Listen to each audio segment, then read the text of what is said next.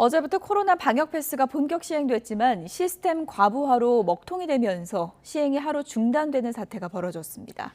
방역 강화 여부를 두고 다양한 의견이 쏟아지는 가운데 오미크론 환자는 국내에서도 100명을 넘기면서 지역사회에서 빠르게 확산하고 있습니다. 취재기자 연결해서 알아보겠습니다. 이준엽 기자. 네, 서울 홍대 거리에 나와 있습니다. 네, 방역 패스 어제 중단됐고 오늘 다시 시작하는데요. 홍대 상인들 반응은 어떻습니까? 네, 아직 아침이라 분위기는 한산한데요. 문을 연 가게도 많이 없는 상황입니다.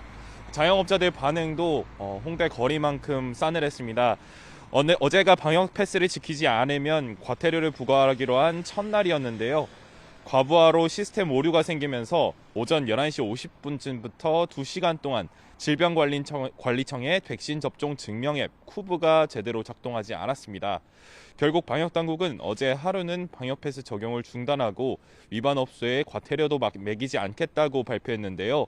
갑자기 백신 패스가 안 되면서 자영업자들은 애를 태워야 했습니다. 손님들이 업주에게 화를 내는가 하면 아예 다른 가게로 가겠다고 떠나기도 했다는데요. 시스템이 회복됐을 때도 여러 불편을 토로하는 자영업자가 있었습니다. 수기 작성만 해본 고령층은 대부분 고령 백신 접종을 마쳤는데요. QR 코드 인증을 해본 적이 없어 식사를 아예 포기하는 경우가 있었고, 백신 패스 때문에 시민들이 식당이나 스터디 카페 등 다중 이용 시설을 출입하길 아예 꺼리는 것 같다는 업주들도 있었습니다.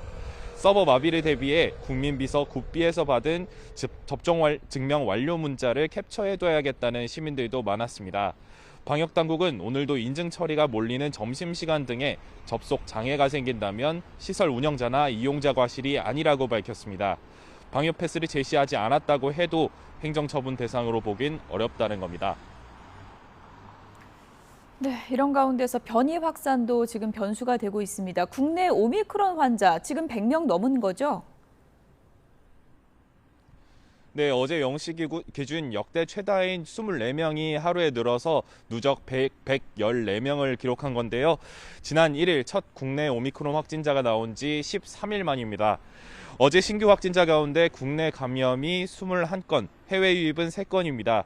또 기존 오미크론 확진자와 접촉하는 등 역학적 연관성이 있는 의심 사례도 25명 추가됐습니다. 확진자와 의심 사례를 모두 합하면 139명인데요.